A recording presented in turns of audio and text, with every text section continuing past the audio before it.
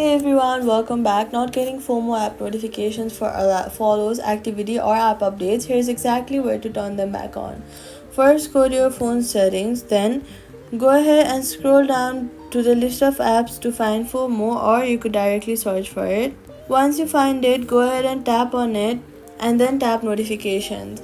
Make sure the allow notifications is toggled on. If it's gray, tap on it to turn it green. Check the alerts tab below and make sure that it is set to banners or alerts, not none. Since none means nothing will appear on your screen even though notifications are technically allowed. Turn on sounds and badges as well.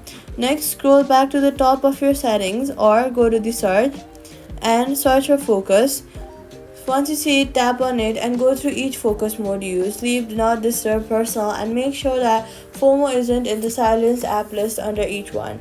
With the fast moving social trading feed, having these notifications working means you do not miss activity from traders you follow.